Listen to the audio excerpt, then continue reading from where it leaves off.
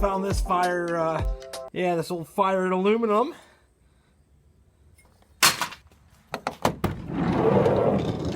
Well, can we get away with making it 8? Give us a little bit of extra. We want to keep it as tight as possible so we can keep the wheel wells opened up. That way we don't have anything hanging over. But a little bit might not hurt us too much. But then again,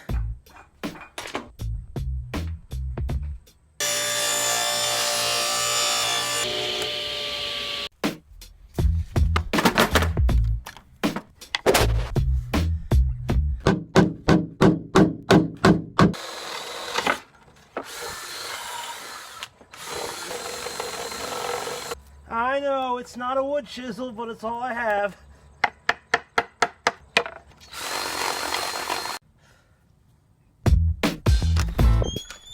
Oh no! No!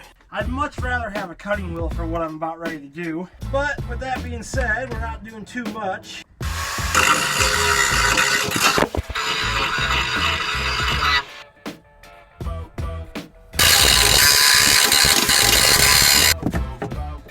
That's not too bad. Probably just a little bit more for comfort. So we're getting there, guys. We're getting there. Something like that.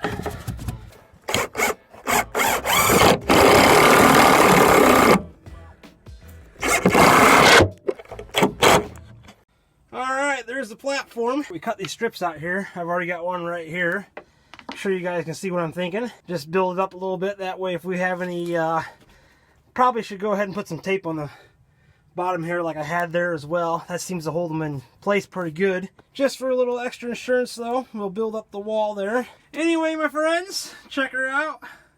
Should probably cut out a little block out. In fact, we might be able to use that one. Stick it underneath there and just give it a little bit more support. It's not too bad. Most of the weight's sitting right on top of the wheel well there. And just thinking about building a step up for that refrigerator back here. And I can see the outside, yeah!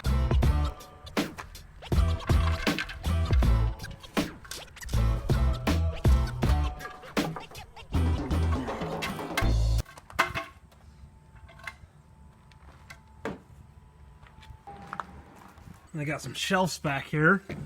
That was my old bed right there. That might just do us. We're looking for a 17 winter chicken dinner. I think we're gonna be close. Oh, that's nice. We're gonna trim it up, but that's exactly what we're looking for. Good deal.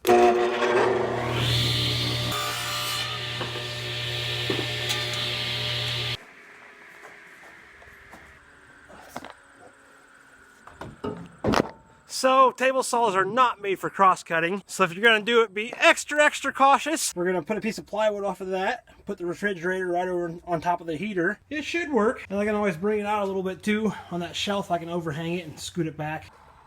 Not too bad. Custom carpentry back there, that's for sure. Nice and square. This is just for fun. I just threw that in there to see what it looked like in there. It is kind of funny. You gotta get in here and sure, I'll get used to it. You're up a little bit. You know, I'm used to being down lower and not being up so high with the cooler. It works though.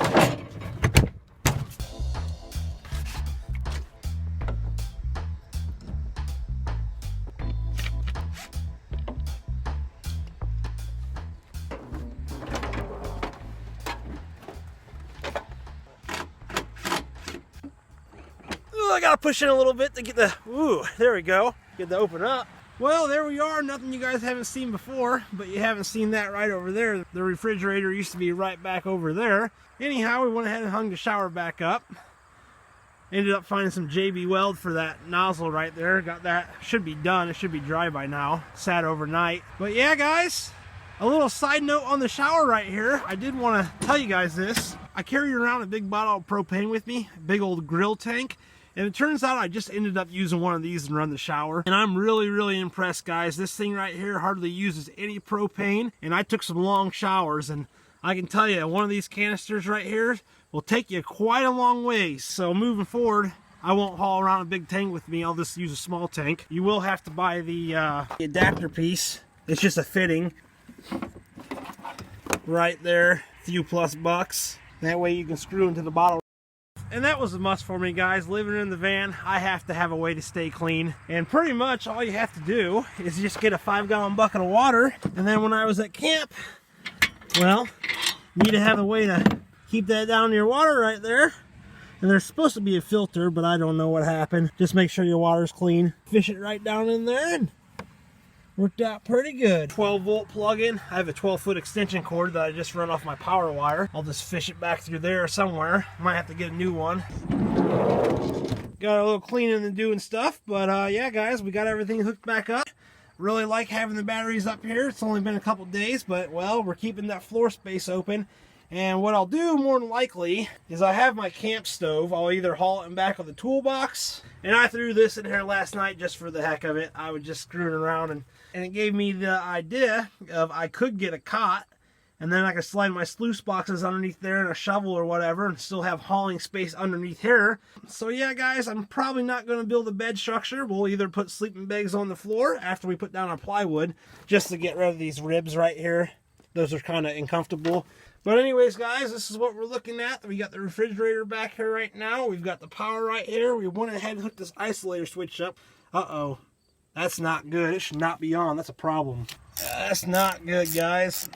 Very concerning. If I wanted to have caught that, that would have overcharged that battery right there. Because that's what's happening. When that light's on, that means we got power going up through here. And if we got power going up through here, it's going to work its way back over here. And then we're going to burn up that battery, and I've already done that once, and I don't want to do that again, so definitely a problem right there. I don't quite understand that. I've almost thought about putting that on a toggle switch. That way I can control it when it's on and off. It's supposed to work automatically, but I think that switch is broke. Cut in at 13.3, and it's supposed to cut off at anything under 12.8, which the van's not running right now, so it should not be over 12.8. We're charging right here right now, and it's sending power right back through that wire. We're also sending power back here, and that's exactly where we want the power to be, is 100% right back here. I took apart the switch yesterday, and I made sure I had it all hooked up right, and everything's hooked up right, so I don't understand why it's messing up. A little bit disappointing.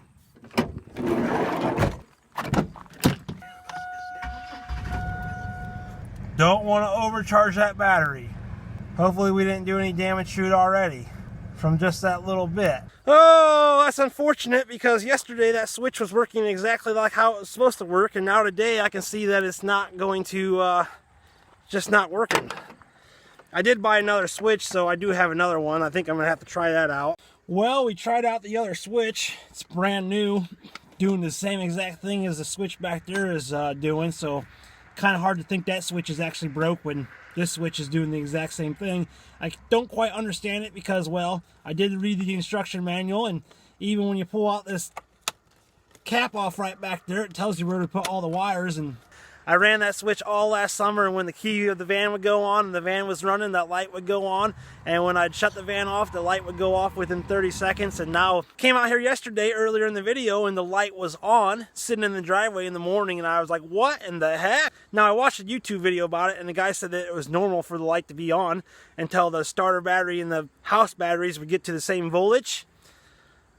But I can't quite believe that, because I ran that switch all last summer, and the way it worked was when the van was on, the light was on, and when it was off, well, the switch was off. So we put a manual override on there.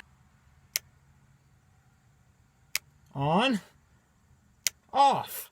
Which I kind of like it that way anyway. At least now I can control if the switch is on or off. So it's supposed to be a smart isolator switch and do it by itself, but we're not taking any chances, because I already fried one starter battery. That light got stuck on the switch, and all the extra power went to the starter battery, and it fried it.